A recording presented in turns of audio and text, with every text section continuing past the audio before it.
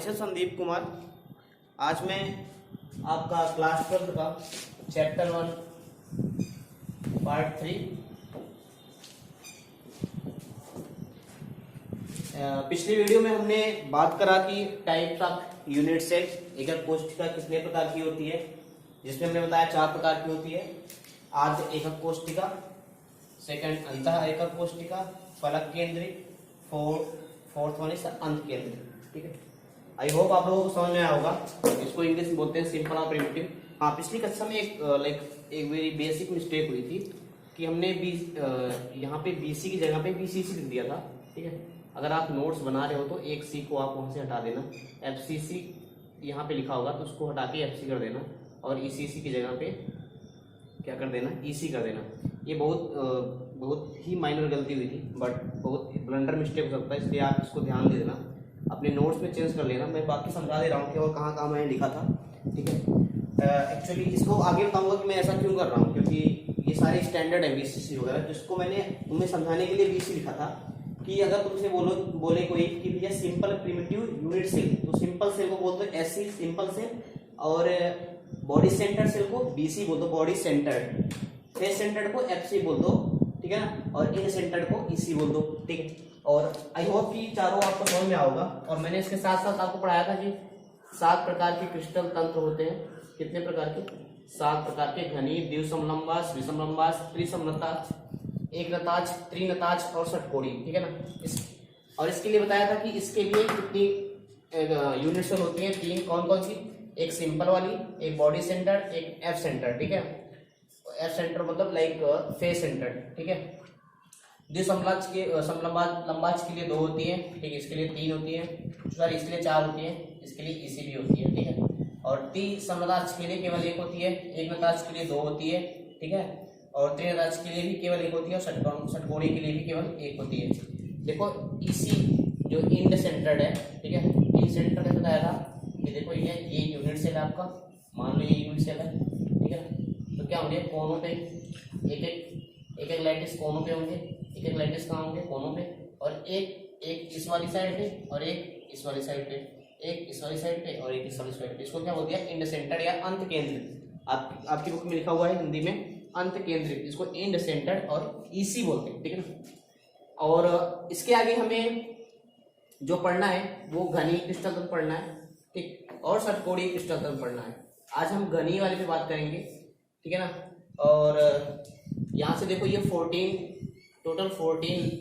Lattice structure होती है, total 14, इसको बोलते हैं ब्रेविस लैटिस। ठीक है ना, आप एक काम करना, इन सारे को आपकी बुक में भी दे रखा है, ठीक है, वहां से भी कॉपी कर सकते हो आप इसको ड्रा करो। ठीक है, ड्रॉ करके आप इसको भेजना। ठीक है ना, उसको मुझे भेजना, जो सबसे अच्छा ड्रॉ करेगा, या मैं 2 या 3 लोगों को अपने फेसबुक पेज पे उसको पब्लिश करूंगा, ठीक, विथ योर नेम। ओके, ये आपके लिए होमवर्क है। ठीक, आगे मैं बात करने चल रहा हूँ कौन सा क्रिस्टल तंत्र, घनी क्रिस्टल तंत्र। ठीक है ना, और इसको आप एडिट कर लेना क्योंकि गलती हो सकती है। डियर, घनी क्रिस्टल तंत्र,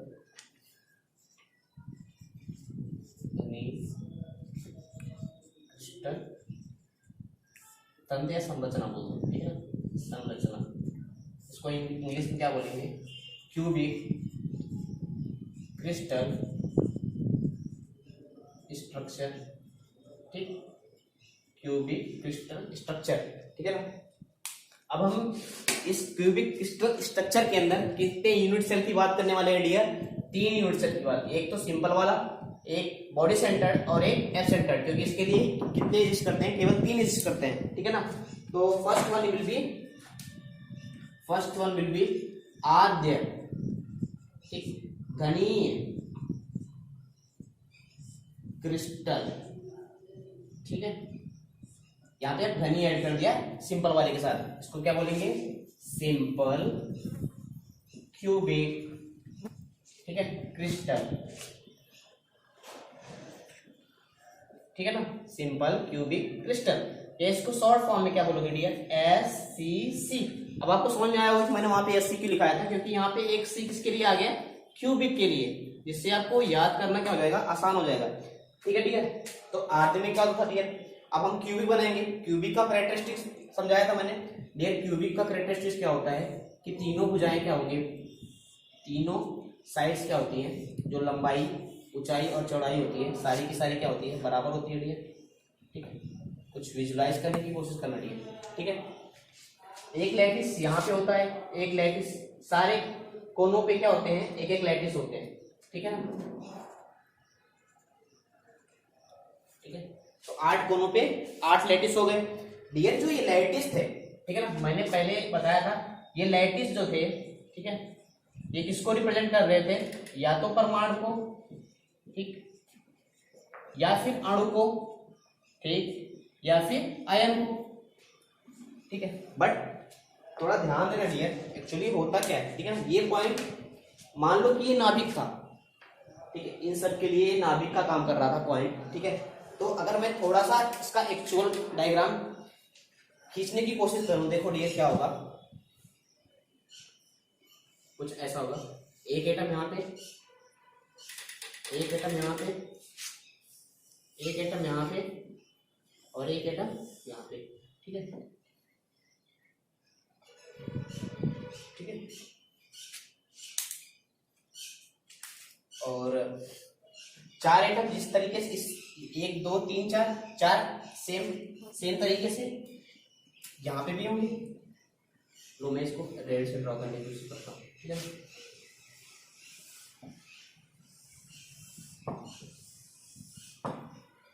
तो डियर एक्चुअली क्या हुआ, 4 तो आगे, मैं इसमें समझाता हूँ। देखो 1 2 3 4, 1 2 3 4, ठीक है ना, 4 इस साइड 4 इस साइड, तो चारों कोनों पे एक एटम डियर यहाँ तक होगा। मान लो ये यहाँ तक एरिया कवर करता है, एक यहाँ तक एरिया कवर करता है, एक यहाँ तक एरिया कवर करता है, एक यहाँ तक एरिया कवर करता है। सेम टाइप्स ये तो लेंथ बहुत ज्यादा बड़ा है, ठीक है ना, लेकिन वो बहुत इसी लेंथ का होगा इतना। ठीक है, तो एज्यूम करो फिर इस टाइप, फिर यहाँ होगा, यहाँ होगा, यहाँ होगा, यहाँ होगा। बात समझ में, बात समझ में। 4 देखो इस साइड पे इसका आधा आ रहा है, आधा पार्ट इसका आ रहा है, आधा पार्ट इसका है। ठीक है, ठीक है। अच्छा ये बताओ, और मैंने पहले बताया था कि जो ये गोला होगा, ये कितने यूनिट्स में यूनिट सेल में पार्टिसिपेट कर रहा होगा, 8 यूनिट सेल में, और इस वाले यूनिट सेल में कितना अपना हिस्सा दे रहा होगा, 1/8। ये तो पहले ही बता रखा था। ठीक है ना, तो टोटल लैटिस कितने होते हैं यूनिट सेल में, कितने पॉइंट होते हैं यहाँ पे, टोटल लैटिस पॉइंट कितने होते हैं इस वाले यूनिट सेल में, 8 होते हैं। ठीक है ना, 8 होते हैं टोटल लैटिस पॉइंट, या कुल जालक बिंदु कितने हैं यहाँ पे, 8 है। और पर यूनिट सेल कितने लैटिस होते हैं, पर यूनिट सेल कितने लैटिस आते हैं डियर। ठीक है, एक लैटिस, एक परमाणु या एक लैटिस कितना हिस्सा शेयर करता है, 1/8 हिस्सा शेयर करता है, और टोटल कितने होते हैं, 8। ये कितना हो गया, एक लैटिस पर यूनिट सेल आता है। ठीक है, इसके बाद डियर हम एक चीज और इसमें डिसाइड करते हैं। क्या डिसाइड करते हैं, इसका रेडियस डिसाइड करते हैं। ठीक है ना, माना कि ये लेंथ जो ये क्यूबिक है, इसका लेंथ कितना है, ए, कितना है, ए है। और इस एटम का जो भी सारे 8 कोनों पर एटम है, उसका जो रेडियस है डियर कितना है, आर। ठीक है ना, कितना है, आर है। तो देखो ये ए हुआ। ठीक है, कुछ इस तरीके से दिख रहा है, एक एटम यहाँ पे, एक एटम यहाँ पे। ठीक, ये लेंथ होती है आपकी कितनी, ए होती है। ठीक है, और ये कितना है, आर और आर। तो ये लेंथ अगर ए है डियर, ये लेंथ ए है टोटल, और ये आर है, ये आर, तो कितना हो जाएगा यहाँ पे, 2r = a। ठीक है, तो r अपान में a/2, r अपान में क्या हो जाएगा, a/2। तो SCC में डियर जो भी एटम होगा उसका जो रेडियस होगा साइड्स का हाफ होगा, r = a/2। ठीक है, इसके बाद यहां से क्या हमने क्या कैलकुलेट किया, एटॉमिक रेडियस। सारा कुछ पूछता है, ये सारे बहुत ज्यादा इंपॉर्टेंट है रेदर देन जो हमने पहले पढ़ा। ठीक है ना, पहले तो हमने भूमिका पढ़ी, यहाँ से क्वेश्चन बनते हैं, हर जगह क्वेश्चन बनते हैं, तो इसको ध्यान से देखना। हमने एटॉमिक रेडियस निकाला, यहाँ पे पॉइंट था, यहाँ पे पॉइंट था, एक एटम ये, एक एटम ये, देखो इस तरीके से हमने इतना लिया है। आर ये कितना था, ए, तो 2r = a, तो r = a/2। ठीक है ना, r = a/2। ठीक है, इसके बाद डियर एक नंबर और डिफाइन करते हैं जिससे बोलते हैं संयोजन सहसंयोजन संख्या, सहसंयोजन संख्या, या इसको इंग्लिश में बोलते हैं डियर कोऑर्डिनेशन नंबर। ठीक है, कोऑर्डिनेशन नंबर। ठीक है डियर, कोऑर्डिनेशन नंबर क्या होता है? कोई भी एटम किसी भी यूनिट सेल में कोई भी एटम कितने आसपास वाले एटम को क्या कर रहा है? टच कर रहा है। क्या कर रहा है? टच कर रहा है। उसको क्या बोलते हैं? उसको क्या बोलते हैं? Coordination number. ठीक है, अब देखो यहाँ पे कोऑर्डिनेशन नंबर कैसे देखेंगे।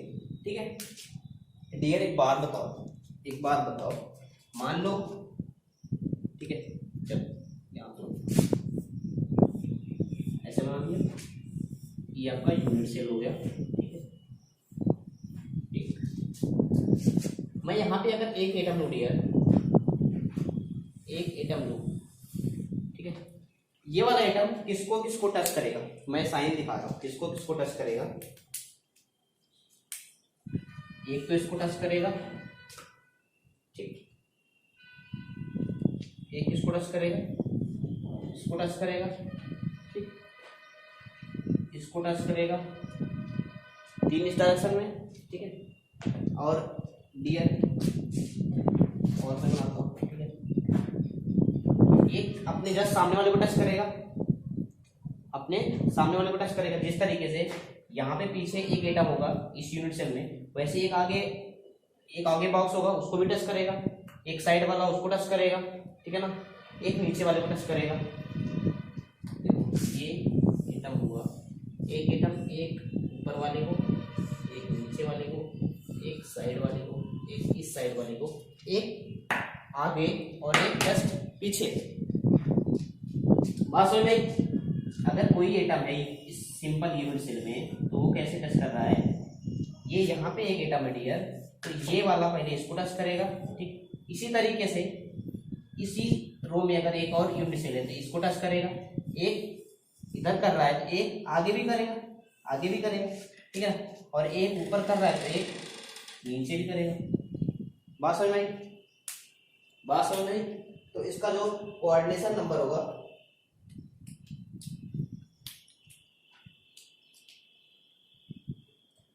ठीक है, इसका जो कोऑर्डिनेशन नंबर होगा कितना हो जाएगा? 6 हो जाएगा। ठीक है ना, कितना हो जाएगा?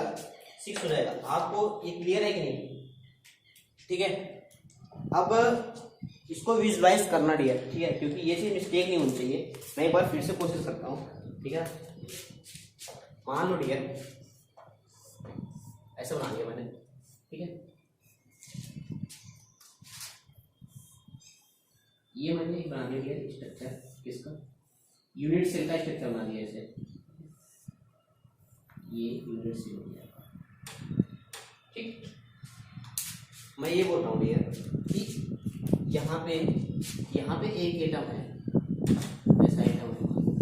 ठीक है, तो ये वाला एटम, यहाँ पे जो एटम है इसको टच करेगा। यहाँ पे मैं गैप दिखा रहा हूँ, लेकिन एक्चुअली क्या होगा, ये कुछ बड़ा होगा इतना, है ना, और ये भी बड़ा होगा। यहाँ पे इसको टच करेगा। ठीक है, सेम चीज जो यहाँ पे ई वाला एटम होगा इसको भी टच कर रहा होगा। ठीक है, इसको भी टच कर रहा होगा।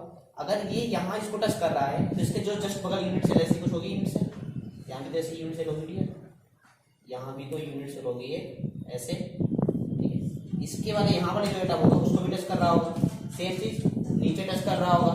ठीक है ना, और एक चीज और सेम ऊपर इस वाले यूनिट सेल में टच कर रहा होगा। तो 1 2 3 4 5, सॉरी 1 2 3 4 5, और एक जस्ट आगे, एक इसके आगे, जैसे एक पीछे टच कर रहा है वैसे एक आगे। तो इसका कोऑर्डिनेशन नंबर डियर क्या बोलोगे? 6। कोऑर्डिनेशन नंबर का बताया मैंने कि किसी भी यूनिट सेल में एक एटम अपने आसपास वाले कितने एटम को टच कर रहा है, कितने एटम को क्या कर रहा है? टच कर रहा है, उसी को क्या बोलते हैं? Coordination number. इसके बाद डियर आता है पैकिंग फ्रैक्शन, या इसको बोलते हैं हिंदी में ही संकुलन क्षमता। संकुलन क्षमता। ठीक है, तो अब निकालते हैं संकुलन क्षमता।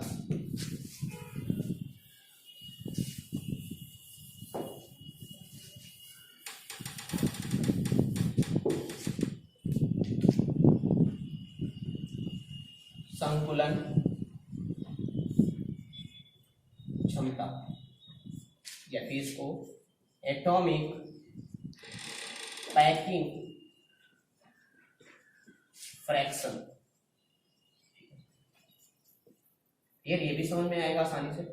मान लो डियर एक कमरा है, ठीक है, एक कमरा है, उस कमरे में क्या होते हैं, कुछ अलमारी होती है, मेज हो गई, ठीक है, बेड हो गया, ठीक है, और भी कुछ मान लो कुछ एक्स्ट्रा सामान रखे हैं, टीवी हो गया, फैन हो गए, कूलर हो गए, एसी लगी हुई है, ठीक है। तो लेकिन फिर भी क्या होता है डियर, सारा कुछ अरेंजमेंट करने के बाद भी बहुत सारी जगह क्या होती है, खाली होती है ना। तो कितनी जगह इन सारी वस्तुओं के द्वारा भरी गई है इस वाले कमरे में, ठीक है ना, इस वाले कमरे में कितनी सारी जगह भरी हुई है, उसी को क्या बोलते हैं, पैकिंग फ्रैक्शन। मतलब क्या है, समझो कि जब आप क्यूबिक स्ट्रक्चर लेते हो, सिंपल क्यूबिक स्ट्रक्चर लेते हो या कोई भी क्यूबिक स्ट्रक्चर लेते हो या कोई भी यूनिट से लेते हो, उसमें एटम तो होते हैं, ठीक है ना, लेकिन फिर भी वो एटम पूरे यूनिट सेल को ऑक्युपाई नहीं कर पाते, पूरे यूनिट सेल को भर नहीं पाते, यानी कुछ ना कुछ जगह क्या हो जाती है, खाली हो जाती है। तो पैकिंग फ्रैक्शन यही बताता है कि उस यूनिट सेल में कितना परसेंटेज भरा हुआ है, कितना परसेंटेज अमाउंट एटम के द्वारा फिल किया हुआ है, ठीक है। मानो डियर, मानो कि ये आपका एससीसी स्ट्रक्चर है, ठीक है ना, इसमें क्या होगा कुछ, ठीक है ना,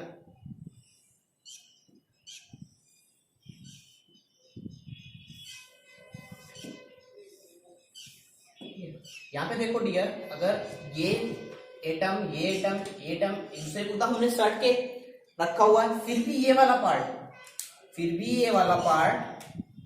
क्या आ रहा है, खाली आ रहा है, ठीक है ना, फिर भी ये वाला पार्ट खाली आ रहा है। तो ये वाला पार्ट खाली आ रहा है, इसकी वजह से ही कितना पार्ट खाली रह गया, कितना ऑक्युपाइड हो गया, उसके लिए हमने क्या निकालना शुरू किया, संकुलन क्षमता,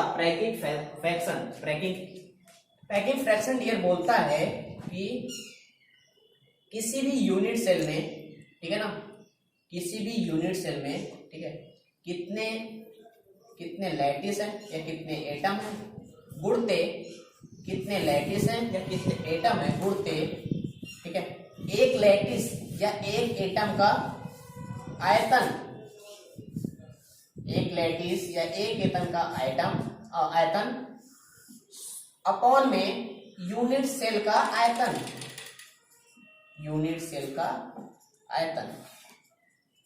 ठीक है। अब डियर मैंने ये बोला था, ठीक है, ये यूनिट सेल, ठीक है, भले ही इस यूनिट सेल में कोनों पे कितने एटम है, 8 एटम है, ठीक है ना, लेकिन हर एटम कितना हिस्सा पार्टिसिपेट करता है, 1/8, ठीक है ना। तो 8 एटम को मिलके एक एटम के बराबर, 8 एटम मिलके कुल एक एटम के बराबर इसमें हिस्सा अपना दे रहे हैं, ठीक है ना। इस यूनिट सेल के अंदर सबका मान लो 8वां पार्ट लोगे डियर, तो उस 8 पार्ट को मिला के, ठीक है ना, एक ही एटम बनेगा। कितना एटम बनेगा, एक ही एटम बनेगा। इसी को जो पर यूनिट से लैटिस होता है, इसी को हम एन बोलते हैं, क्या बोलते हैं, एन से रिप्रेजेंट करते हैं। वही मैंने यहाँ पे लिखा है कि डियर एन गुणते एक एटम का आयतन, मतलब इस यूनिट सेल के अंदर कितना एटम है, उस एटम का कुल आयतन कितना है। अगर एक एटम है तो एक एटम का आयतन, 2 एटम है तो 2 एटम का आयतन अपान में यूनिट सेल का आयतन, ठीक है ना। अगर मैं एससीसी के लिए बात कर रहा हूं, ये एपीएफ हो गया आपका एटॉमिक पैकिंग फ्रैक्शन, ठीक है ना। अगर मैं एससीसी की बात कर रहा हूं, सिंपल क्यूबिक स्ट्रक्चर की, तो यहाँ पे डियर एन की वैल्यू कितनी है, 1 है। एससीसी के अंदर कितने एटम आते हैं, 1 एटम आते हैं। कितने एटम का हिस्सा आता है, 1 एटम का हिस्सा आता है, ठीक है ना। तो एन की वैल्यू कितनी हो जाएगी, 1 हो जाएगी, ठीक है। और डियर अगर रेडियस आर है और यूनिट सेल की साइड कितनी है, ए, मैंने पहले आर और ए बता रखा है। आर क्या है, एटॉमिक रेडियस, ए क्या है, यूनिट सेल का साइड है, ठीक है। अब क्या होगा डियर, एटम का आयतन कैसे निकालोगे डियर, एटम क्या है आपका, एटम क्या है, स्फीयर है, एटम का आयतन, ठीक है ना। एटम क्या होता है, स्फीयर होता है, 4/3 pi r cube, 4/3 pi r cube हो जाएगा, ठीक है। और यूनिट सेल क्या है आपका, ये क्या है, क्यूबिक है, क्या है, क्यूबिक है। तो यूनिट सेल का आयतन कितना हो जाएगा, यूनिट सेल का आयतन, यूनिट सेल का आयतन डियर क्या हो जाएगा, ए क्यूब, साइड का क्यूब हो जाता है, ठीक है। ये सारी बेसिक चीजें आपने पहले पढ़ रखी है, ठीक है। अब हम निकालते हैं पैकिंग फ्रैक्शन और SCC. Then APF will be 1 and will be 1 गुणते 4/3 पाई आर क्यूब अपान में ए क्यूब। और आर क्यूब की वैल्यू डियर कितनी है, a/2, यहाँ पे पुट कर दो, यहाँ पे पुट कर दो 4/3 पाई r/2 रखा हमने डियर, a/2 का क्यूब अपान में a क्यूब, ठीक है। Then what will be here 5/3 pi a cube upon में 8 अपान में a cube. This will be cancel out, this will be cancel out. APF will be 4/3 pi upon में 8, then it will be cut out by 4, 1/2, then π/6। कितना आ गया dear, π/6। अगर dear आप π/6 को solve करोगे, ठीक है ना, ये कितना होता है 3.14, लगभग 6 का आधा, ठीक है ना, 6 का लगभग आधा होता है, बट एक्चुअल वैल्यू डियर होती है 0.524। तो एससीसी में एपीएफ की वैल्यू कितनी आ गई डियर, 0.524। अगर इसी को मैं परसेंटेज में लिख दूं डियर, तो आप 100 से क्या कर दोगे, मल्टीप्लाई। अगर बोले कोई एपीएफ का परसेंटेज बताओ डियर, कितना हो जाएगा 42.4%। इसका मतलब डियर एससीसी में 42.4% संकलन क्षमता होती है, यानी एटम के द्वारा केवल लगभग 42% ही पार्ट क्या होता है, एटम से घिरा होता है, बाकी जगह क्या होती है, खाली होती है। 48% लगभग क्या होता है, खाली होता है, बाकी जगह क्या होती है, फिल्ड होती है, किसके द्वारा, एटम के द्वारा। बात समझ में। इसके बाद हम बात करते हैं किसका, बॉडी सेंटर्ड, ठीक है। Let me erase.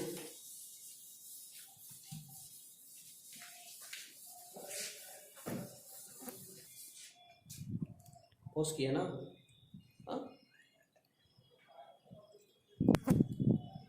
डियर। अब सेकेंड वन इज द अंतः केंद्रित घनीय संरचना, ठीक है ना, बॉडी सेंटर का, ठीक है ना। जो बॉडी हम क्यूबिक वाले में कौन सा पढ़ने जा रहे हैं, बॉडी सेंटर, ठीक है ना, कौन सा, बॉडी सेंटर या अंतः केंद्रित, ठीक है ना। अब बॉडी सेंटर क्या बोलते हैं डियर, बीसी, ठीक है ना। अब यहाँ पे एक सी और कर देंगे, किसके लिए, क्यूबिक के लिए, BCC, body centre cubic structure, okay dear, BCC, ठीक है ना। इसीलिए मैंने वहां पे एक सी हटवा दिया, ठीक है ना, क्योंकि वहां पे वो चीज यहाँ पे आपको कंफ्यूज कर देती, आप बुक में पढ़ते बीसीसी। तो बीसीसी किसके लिए होता है, क्यूबिक वाले के लिए बॉडी सेंटर, ठीक है ना। तो बॉडी सेंटर क्यूबिक स्ट्रक्चर। अच्छा डियर, अब बताओ ये क्या हो गया, क्यूब हो गया आपका, ठीक है ना। इसमें थोड़ा कैलकुलेशन ध्यान देना, कैलकुलेशन ध्यान देना, हो सकता है थोड़ा टिपिकल पड़े, बट टफ पड़े, बट कोई नहीं, आई विल ट्राई। इसमें क्या होता है डियर, मैंने बोला था कि हर एक कोनों पे कितने एटम होते हैं, एक एटम होते हैं। हर एक कोनों पे कितने एटम होते हैं, एक एटम होते हैं, ठीक। और क्या खासियत होती है, और इसके जस्ट बीचों बीच कितने एटम होते हैं डियर, वहां भी कितने एटम होते हैं, एक एटम इसके सेंटर पे होता है, यहाँ पे होता है। एक एटम कहाँ पे होता है, सेंटर पे होता है।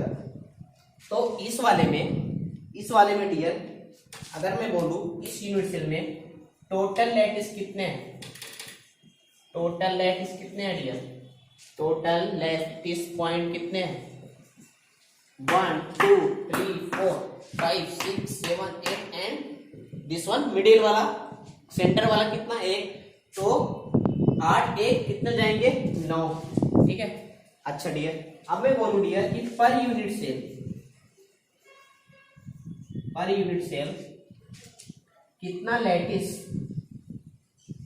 पर यूनिट सेल कितना लैटिस या एटम आ रहा है, ठीक है। तो क्या बोलोगे इस कि ये कितना पार्टिसिपेट करेगा डियर, जो कोने पे एटम है वो कितना पार्टिसिपेट करेगा, 1/8, ठीक। और सेंटर वाला तो पूरा यूनिट सेल के अंदर, तो वो क्या करेगा, पूरा अपना हिस्सा देगा, एक हिस्सा, ठीक है। तो अगर तुम्हें पर यूनिट सेल या लेटेस्ट निकालना है तो क्या करोगे, ये इसको बोलते हैं एम की वैल्यू, है ना। ठीक है, क्या बोलते हैं, एम की वैल्यू। तो 1/8 जो कोनों पे एटम है, 1/8 इंटू 8, क्योंकि कुल कितनी संख्या है 8, और जो सेंटर पे कितना एटम है एक, वो कितना हिस्सा शेयर कर रहा है डियर, एक हिस्सा शेयर कर रहा है, ठीक है ना। इसको सॉल्व करोगे 1 + 1, n will be 2। Body centre के लिए डियर n की वैल्यू कितनी आ गई, 2 आ गई, ठीक है ना। अच्छा डियर, इसके बाद हमने क्या निकालना था, इसके बाद हम निकालते हैं उप सहसंयोजन या सहसंयोजन संख्या, सॉरी सहसंयोजन संख्या, या इसको क्या बोलते हैं, कोऑर्डिनेशन नंबर। ओके, अच्छा डियर, कोऑर्डिनेशन नंबर कैसे निकालोगे, कोऑर्डिनेशन नंबर कैसे निकालोगे, कोऑर्डिनेशन नंबर डियर होता है कि कोई भी यूनिट सेल में एक एटम कितने एटम को टच कर रहा है, ठीक है ना। पिछले वाले हिस्से में क्या देखा था डियर, पिछले वाले संरचना में क्या देखा था कि ये वाला एटम इसको टच कर रहा था, बट इसमें थोड़ा डिफरेंट होने वाला है। इसमें थोड़ा डिफरेंट क्या होने वाला है डियर, जो सेंटर पे एटम है डियर, जो सेंटर पे एटम है वो चारों ऊपर वाले, ठीक है ना, जो सेंटर वाला एटम होगा डियर वो चारों ऊपर और चारों नीचे वाले को क्या करेगा, टच करेगा। चारों ऊपर वाले को टच करेगा, 1 2 3 4, नीचे वाले को भी 1 2 3 4, कौन, जो सेंटर पे है, ठीक है ना। यदि ये सेंटर वाला एटम कितने एटम को टच कर रहा है, 8 एटम को टच कर रहा है, तो इसका कोऑर्डिनेशन नंबर कितना हो जाएगा डियर, 8। अच्छा, आप बोलोगे कि इसका कैसे डिसाइड करें, इसका कैसे डिसाइड करें, है ना, ये भी हो सकता है। अच्छा डियर, एक बात बताओ डियर कि ये वाला किसको टच कर रहा है, इसको टच कर रहा है, ठीक है, ये वाला इसको टच कर रहा है, ठीक है। ऐसे इसके बगल होगा, मान लो इस ये एटम लिया मैंने, है ना, ये एटम कुछ ऐसा एक्स वाई और जेड एक्सिस पे है, ठीक है। तो ये वाला यूनिट सेल यहाँ पे लिया, मान लो ये वाला यूनिट सेल ऐसा कुछ है, थोड़ा इसमें दिमाग लगाना, समझ में आ जाएगा 2 मिनट में। अच्छा, जो ये वाला यूनिट सेल यहाँ हमने रख दिया, ठीक है, इसका तो 8 पता हो गया, इसका हम 8 निकाल रहे हैं, इसका कैसे 8 होगा, है ना, इसका कैसे 8 होगा बताओ डियर। ये वाले यूनिट सेल में इसको सेंटर पे टच करेगा, सेंटर वाले को टच करेगा, ठीक है। इसके जस्ट इस पीछे वाले, इसके पीछे वाले में भी एक होगा, उसका भी टच करेगा, कितना हो गया 2, ठीक। इसके इस वाले बगल पे, ठीक है, एक तो पीछे होगा, इसके ये बगल होगा, ठीक है, इसके वाले सेंटर पे टच करेगा, इसके पीछे वाले सेंटर में टच करेगा, यानी जो ये यूनिट सेल है इसका जो बगल 4 होगा, इसके 1 2 3, ठीक है ना, और 4 तो ये, यानी जो इसके बगल में जो 4 यूनिट सेल है डियर, उन चारों के सेंटर वाले एटम को टच कर रहा है, ठीक है ना। और सेम ऊपर वाले, इसके ऊपर एक होगा, इस वाले के ऊपर एक होगा, पीछे वाले के ऊपर एक, और इसके पीछे वाले के ऊपर भी एक, 4 एटम जो उसके सेंटर पे एटम होंगे उनको टच करेगा, और 4 एटम जो इनके सेंटर पे होंगे, जो उसके नीचे वाले होंगे उसको टच करेगा। तो इसका भी कितना हो जाएगा, 4 और 4 8 हो जाएगा, ठीक है ना। और जिस तरीके से ये सेंटर तो पता ही कर दिया हमने कि ये सेंटर पे है, जो अपने आसपास वाले जितने भी कोनों पे एटम है उसको टच करेगा, और जो कोने पे है वो सारे आसपास के सेंटर वाले पे, अगल बगल के जितने भी यूनिट सेल होंगे, 4 इस साइड के 4 ऊपर वाले के, ठीक है ना, 4 4 8 हो जाएंगे, ठीक है। तो बीसीसी में डियर, बीसीसी में, ठीक है ना, बीसीसी में क्या होता है डियर, कोऑर्डिनेशन नंबर कितना होता है, 8 होता है, ठीक है ना। अब बात करते हैं डियर एटॉमिक रेडियस की, एटॉमिक रेडियस की, ठीक है ना, कैसे निकालेंगे एटॉमिक रेडियस, ठीक है ना। डियर इस वाला एटम इसको टच नहीं करता, ये वाला एटम इसको टच नहीं करता, तो कितना गैप है हम पता नहीं कर सकते, ठीक है ना। लेकिन एक खासियत क्या होती है डियर, ठीक है ना, एक खासियत ये होती है, एक खासियत क्या होती है, जो ये वाला एटम है और ये वाला एटम है, ठीक है ना, ये दोनों एटम सेंटर वाले एटम को टच करते हैं। किसको टच करते हैं, सेंटर वाले एटम को टच करते हैं। जो सेंटर में एटम होगा ये भी टच करेगा, ये भी टच करेगा, ये भी इसको टच करेगा, ये किसको टच करेगा, इसको करेगा, सॉरी ये वाला एटम सेंटर वाले को टच करेगा, ये भी सेंटर वाले को, ये भी सेंटर वाले को, ये भी सेंटर वाले को, ये भी सेंटर वाले को, ये भी सेंटर और पीछे वाला भी सेंटर वाले को, सारे एटम सेंटर वाले को टच करेंगे, ठीक है ना। तो मैं डियर एक डायगोनल ले रहा हूँ, ये वाला डायगोनल इस डायगोनल पे, ठीक है ना। डायग्राम पूरा एकदम गंदा सा हो गया, लेट मी क्लियर, ठीक, कुछ ऐसा हो, ठीक है। यहाँ पे एक एटम रखा, ठीक, यहाँ पे भी रहने दो, यहाँ पे भी रहने दो, एक एटम यहाँ पे रख दिया, एक सेंटर पर रख दिया, ठीक, और एक ये वाला रख दिया, ठीक है। ये तीनों एटम आ गए, ये तीनों एटम आ गए, ठीक है।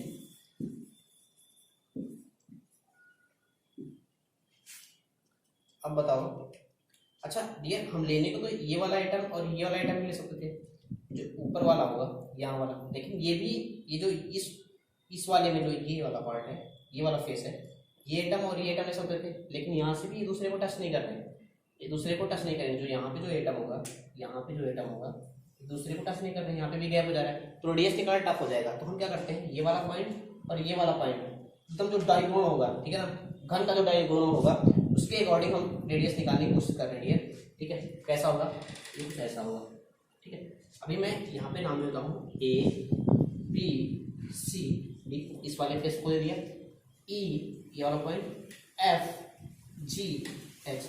अब मुझे क्या निकालना है पता है भैया, डी और एफ निकालना है। क्या निकालना है, डी और एफ, ठीक है ना। क्या निकालना है, डी और एफ निकालना है। इसलिए आइटम को ऐसे दिया, ये तुम्हारा सेंटर वाला आइटम होगा, ठीक है ना, और ये वाला कौन सा आइटम होगा जो कोने पे यहाँ पे है, और ये वाला कौन सा आइटम होगा जो डी पे है। इस तरीके से कुछ हो गया, इस तरीके से कुछ हो गया, ठीक है। ये भी कितना है आर, ये भी कितना है आर, ये भी कितना है आर, ये कितना है आर, ये तो समझ में आ गया होगा, रेडियस है, ठीक है ना। ये रेडियस, ये रेडियस 2r, ये भी रेडियस, ठीक है। अगर मैं बोलूँ डियर कि डी एफ इक्वल टू कितना है 4r, डियर डीएफ कितना निकल गया 4r। अच्छा अब डीएफ को ए के टर्म में कैसे निकालोगे, ये तो ए है, ये तो कितना है ए है, ठीक है। अच्छा बताओ डियर ये कैसे निकालोगे। अगर मैं बोलूँ डियर कि ये ए है और ये भी ए है, तो ये जो बी है बी डी, ये कितना हो जाएगा a√2, पाइथागोरस प्रमेय से निकाल लोगे क्योंकि ये 90 डिग्री पे है। कितने पे है, 90 डिग्री पे है, बात समझ में आई, ठीक है। और जो ये होगा एफ डी होगा डियर, क्या होगा एफ डी, ये भी डियर इसके साथ 90 डिग्री बनाएगा। एनालाइज करो कैसे, ठीक है। मान लो ये ए है, ये ए है, ठीक है, परपेंडिकुलर है, तो ये कितना हो जाएगा, ये कितना हो जाएगा डियर a√2, a√2 निकल आया, ठीक है ना। अब ये निकल आया, ठीक है, हमें क्या निकालना है, हमें क्या निकालना है, ये निकल आया, ठीक है, और ये पता है ये भी ए है, ये निकालना है हमें, ठीक। Sorry sorry sorry sorry sorry, ये नहीं निकालना, ये वाले पॉइंट से इस वाले पॉइंट को निकालना है हमें, है ना। तो क्या हुआ डियर कि ये देखो 90 डिग्री कैसे है, ये इसके साथ ये वाला जो लाइन होगा इसके साथ तो 90 डिग्री बनाएगा। जो ये वाला लाइन है इस, ये निकल आया ना, ये लाइन, ये लाइन और ये लाइन 90 डिग्री पे है कि नहीं। ये ऐसे था पहले, मान लो कि ये 90 डिग्री है ना, पूरा प्लेन भी तो 90 डिग्री पे होगा। अगर ये 90 डिग्री पे है तो पूरा प्लेन भी तो 90 डिग्री पे होगा। इसका मतलब इस पे कोई भी लाइन होगी वो भी क्या होगी 90 डिग्री पे होगी। तो इस वाले में और इस वाले में पाइथागोरस प्रमेय लगा सकते हैं, ठीक है ना। इस वाले में और इस वाले में क्या लगा सकते हैं, पाइथागोरस प्रमेय। तो हम लिख रहे हैं त्रिभुज, त्रिभुज का लिख रहे हैं डी बी एफ में, किसमें डी बी एफ में, कौन सा डी बी एफ, ठीक है ना। ये a√2 निकला है क्योंकि ये और ये a और a√2, ठीक है। अब a√2 और ये कितना है a है, इसको निकालना हमें, ठीक है। तो F D equal to dear क्या हो जाएगा a√2 का स्क्वायर प्लस a का स्क्वायर, ठीक है ना। a√2 का स्क्वायर कितना हो जाएगा डियर 2a² प्लस a² कितना हो जाएगा √3a² कितना हो जाएगा a√3। बात समझ में आई। तो यहाँ से एफ डी कितना निकला है डियर, एफ डी कितना निकल गया a√3 equal to 4r, then r will be dear a√3 upon में 4, ठीक है। यहाँ पे एटॉमिक रेडियस किससे निकला है डियर a√3 अपान में 4, ठीक है। अब हमारा क्या बच गया डियर एपीएफ बच गया, एपीएफ संकुलन प्रभाज, ठीक है, या संकुलन क्षमता, संकुलन क्षमता, या इसको बोल देंगे एटॉमिक पैकिंग फ्रैक्शन, ठीक है ना। अब एटॉमिक पैकिंग फ्रैक्शन के लिए क्या होता था, एन गुणते एटम का वॉल्यूम या आयतन अपान में यूनिट सेल का आयतन, किसका आयतन, यूनिट सेल का आयतन, है ना। यानी इस एटम के अंदर, इस यूनिट सेल के अंदर कितने एटम है उनका, इसके अंदर कितने एटम है, 2 एटम है। कहां से निकाल लिया हमने, इससे निकाल लिया, इससे निकाल लिया। तो इस 2 एटम का कितना आयतन हो जाएगा, 2 गुणित 4/3 पाई आर क्यूब। बोलेगा कितना आयतन होता है, पाई आर क्यूब। तो ये कितना है, 2 अपान में यूनिट सेल का वॉल्यूम कितना होगा डियर, a क्यूब, देन 2 अपान में 4/3 पाई आर की वैल्यू कितने हो जाएगा, a√3/4 का क्यूब अपान में a क्यूब 2 गुणते 4/3 पाई, यहाँ पे देखो a क्यूब, ये कितना हो जाएगा, √3 का कितना हो जाएगा, 3√3 अपान में, ठीक है, अपान में कितना हो जाएगा 4, ये 4 है, ठीक है, 4 चौक 16 चौको 64 है, ठीक है, अपान में a cube will be cancel out, what will be the area, 2 गुणते 4/3 पाई गुणते 3√3 अपान में 64, this will be cancel out, 4 8 3 pi √3 pi by 8, APF will B, इसको सॉल्व कर लेना, अगर फॉर्मूला होगी तो बताऊंगा, APF will B √3 pi by 8, ये वैल्यू कितनी होती है, 0.68, कितना होता है 0.68, ठीक है ना। अगर इसी का परसेंटेज निकालना है तो एपीएफ परसेंटेज विल बी 100 से मल्टीप्लाई कर दो 80%, ठीक है, कितना आ गया 80%। यानी डियर घनीय क्रिस्टल संरचना में क्या होता है, 68%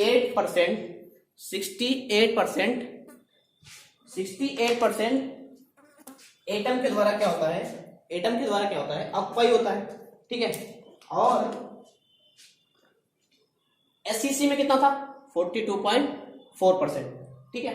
अब इसके बाद आता है तुम्हारा फलक केंद्रित संरचना, क्या आती है, फलक केंद्रित घनीय संरचना, ठीक है।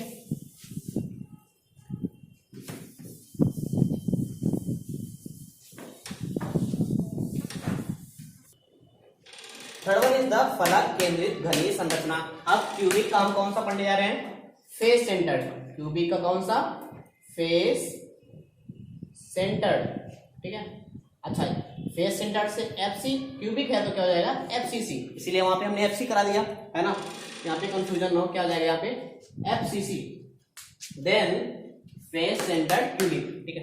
अच्छा, बीसीसी में मैंने वो शायद प्रोनाउंसिएशन 80% बोल दिया, है ना, वो लेकिन 80% नहीं 68 ही होगा, वो बोलने में गलती हो गई, है ना, 68% है, वो बोलने में गलती हो गई, ठीक है, उसमें कंफ्यूज मत होना, है ना, ओके। अच्छा, अब फलक केंद्रित क्या होता है डियर, फलक केंद्रित में क्या होता है, ये आपका क्यूब यूनिट सेल, है ना। फलक में क्या होता है डियर कि अब देखो चारों कोनों पे एक एटम रख देंगे, 1 2 3 4, नीचे वाले भी कोनों पे रख दो, 1 2 3 4, ठीक। अब क्या होता है, इसके बाद क्या होता है, आपको पता है इसके बाद क्या होता है कि यहाँ पे भी होते हैं, जो ये वाला फेस इस पे भी होता है ना, जो पीछे वाला फेस उस पे भी होता है, साइड वाला फेस उस पे भी होगा, ठीक है। जो अप वाला इधर ऊपर वाला इस तरफ फेस होगा उस पे भी होगा, एक बीचों बीच एबव भी होगा डियर, और इसको क्या बोलते हैं डियर, फेस सेंटर, क्योंकि फेस के भी सेंटर पे एक एक एटम होते हैं, है ना। अच्छा, अब तुमसे बोले डियर कि टोटल लैटिस बताओ, टोटल लैटिस पॉइंट कितने होंगे डियर इस यूनिट सेल में, 1 2 3 4 5 6 7 8 तो कोने वाले हो गए, फेस सेंटर में कितने हो गए, 1 2 3 4 5 6 फेस होगा, 1 2 3 4 5 6, तो सारे के सेंटर पे 1 2 3 4 5 और 6 सबके फेस में होगा, और कोनों पे तो 8 ही है, तो 8 + 6 कितना हो जाएगा 16, ये कितना निकला है टोटल लैटिस पॉइंट 16। अच्छा डियर, अब बोलो मैं कि पर यूनिट सेल कितने लैटिस आ रहे हैं, इसका मतलब कि ये कितना हिस्सा शेयर करेगा, कोने पे जो एटम है 1/8, और जो ये यहाँ पे फेस पे सेंटर पे होगा वो कितना हिस्सा शेयर करेगा जो फेस पे होगा डियर। यहाँ पे मैं एक एटम रखूं तो आधा हिस्सा इस वाले यूनिट सेल के साथ शेयर करेगा और आधा हिस्सा अपने आगे वाले को और किसी के साथ नहीं शेयर करेगा। तो 1/2 इसको देगा, 1/2 आगे वाले को। सेम चीज अगर यहाँ पे मैं फेस पे रखूंगा तो 1/2 इसको देगा और 1/2 आगे वाले को। तो पर यूनिट सेल अगर लेटिस की बात करूं डियर, जो दोनों पे हैं वो 1/8 हिस्सा शेयर करते हैं और उनकी संख्या कितनी है, 8 है। और जो फेस पे हैं वो अपना 1/2 हिस्सा शेयर करते हैं और उनकी संख्या कितनी है, 6 है। तो डियर 8 कितना हो गया, ये 8 1/8 1 6 2 कितना हो गया 3, ये कितना जाएगा 4। यानी पर यूनिट सेल कितने एटम या लैटिस आते हैं इसके अंदर, 4 लैटिस या 4 एटम आते हैं, है ना। बात समझ में आई। अच्छा अब हम निकालते हैं संयोजन संख्या। क्या निकालते हैं, संयोजन संख्या,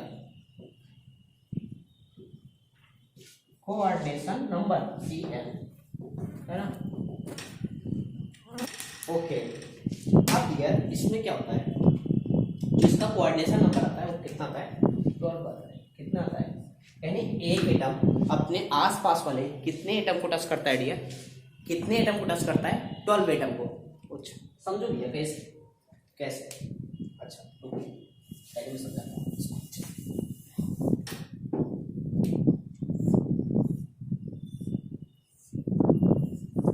ये यूनिट सेल हो गई, है ना।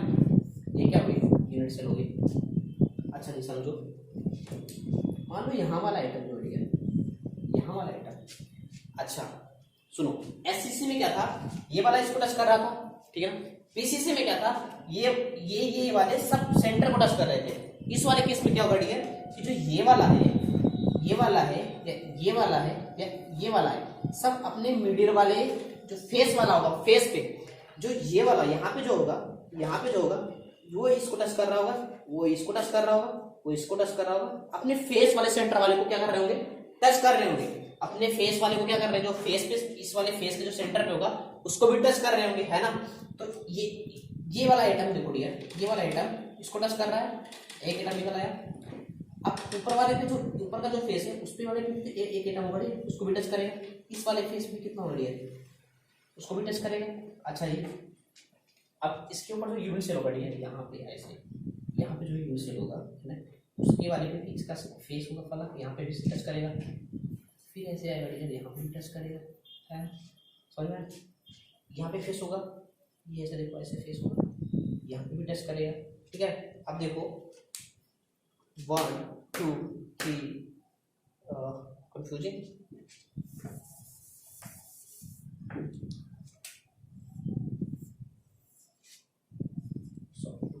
Let me explain, let me explain. यहाँ पे तुम्हारा ये कौन सा है, यूनिट से बना लो, यूनिट से बना लो पहले, यूनिट से बना। अच्छा देखो डियर, ये क्या होगा, एक यूनिट सेल, पीछे यूनिट सेल, ऊपर यूनिट सेल, यहाँ पे यूनिट सेल, यहाँ पे यूनिट सेल, यहाँ पे यूनिट सेल। कुल कितने आसपास के यूनिट सेल से पार्टिसिपेट कर रहा होगा, 8 यूनिट सेल से, है ना। और ये जो ये है, एक तो इस वाले पे जो एक फेस होगा उस पे एक यहाँ पे आ जाएगा जो यहाँ पे टच कर रहा होगा, है ना। एक इस वाले फेस पे टच कर रहा होगा, एक जो ये बैक वाला फेस है उस पे टच कर रहा होगा, है ना। एक जो यहाँ पे फेस होगा, ठीक है, 1 2 3 यहाँ पे टच कर रहा होगा, एक ऊपर वाले फेस पे टच कर रहा होगा 5, एक इधर वाले फेस पे टच कर रहा होगा 1 2 3 4 5 6, है ना, 6 आ गया। एक इधर वाले फेस पे टच कर रहा होगा, ठीक है, 7 एक जो ऊपर वाला इस तरीके का फेस होगा उस पे 8, एक कहाँ डियर करेगा, एक इस तरीके जो फेस होगा 9, है ना। ओके एंड अच्छा इधर हो गया, इधर हो गया, और एक यहाँ पे टच कर रहा होगा, इस तरीके से सरफेस आएगा 9 10, एक यहाँ पे डियर कर रहा होगा 12, और एक ऐसे जो बचा हुआ डियर इस तरीके से फेस हो जाएगा, सॉरी 11 यहाँ पे आएगा, यहाँ पे कितना आएगा 12, ठीक है ना। कुल मिला के डियर, कुल ये वाला आइटम 12 को टच करता है। अगर ये आइटम यहाँ पे रखा हुआ है, ठीक है ना, तो एक जो यहाँ पे होगा उसको टच करेगा, एक यहाँ वाले को टच करेगा, एक यहाँ वाले को टच करेगा, है ना, 3 ही हुए। एक जो उसके ऊपर सरफेस होगा वहाँ पे जो आइटम टच करेगा, एक जो इस वाले पे होगा, इस वाले पे होगा उसको टच करेगा, एक इधर वाले को जो यहाँ पे है उसको टच करेगा, एक इसके ऊपर वाले को टच करेगा, है ना, एक इधर वाले को टच करेगा, एक इसके ऊपर वाले को टच करेगा, है ना। तो कुल मिला के अगर ध्यान से गिनोगे कितने आ जाएंगे, 12। कितने आ जाएंगे, 12, क्योंकि 4 ऐसे, ये टर्म ऐसे ना, 4 ऐसे, ठीक है, 4 ऐसे और 4 ऐसे एटम है। 4 अपने आस, देखो ये एटम होगा, एटम अगर ऐसे होगा तो ये एटम ऐसे है ना, तो ये 4 यूनिट सेल को इस तरीके से 4 यूनिट सेल होंगे। एटम यहाँ पे है तो 4 यूनिट सेल होंगे, यानी 1 2 3 4 तो ऐसे कर रहा है, ठीक है। इसके परपेंडिकुलर भी कितने यूनिट सेल में पार्टिसिपेट कर रहा होगा, 4 यूनिट सेल, और इसके इस तरीके से भी कितने यूनिट सेल पार्टिसिपेट कर रहा होगा, 4। तो 4 यहाँ पे जो फेस है उस पे, 4 यहाँ पे जो फेस है, 4 यहाँ पे, तो कितने जाएंगे, 12, ठीक है ना। एक बार ध्यान से कैलकुलेट करना, अगर तब भी प्रॉब्लम होती है तो मैं कोई और ट्रिक बताऊंगा, हो सकता है समझ में आए या फिर कोई और तरीका ढूंढेंगे, है ना। अभी के लिए याद रखो कि सहसंयोजक संख्या कितनी होती है, 12 होती है ना। अच्छा, अब हम बात करते हैं, अच्छा Cn = 12। अच्छा ठीक, अब इसमें क्या होगा डियर कि रेडियस कैसे निकालोगे, रेडियस कैसे निकालोगे, जो ये होगा ये फेस सेंटर वाले को टच कर रहा होगा, है ना। अगर ये ए है, ये ए है ना, ये ए है और ये ए है, तो देखो ये आर, ये 2r, ये आर, और ये ए कितना हो जाएगा, a√2, ठीक है ना, क्योंकि ये फेस सारे फेस वाले को टच कर रहे हैं, ठीक है ना। तो हमें अगर रेडियस निकालना है तो हम ये a√2 ले लें, क्या ले लें, a√2 ले लें। तो यहाँ पे रेडियस के लिए क्या करोगे, a√2 = कितना हो जाएगा, ठीक है, r 2r r 4r, ठीक है ना। तो यहाँ से r की वैल्यू कितनी निकल आएगी, a√2/4, है ना, a√2/4, ठीक है। इसके बाद क्या निकालना हमें, संकुलन क्षमता।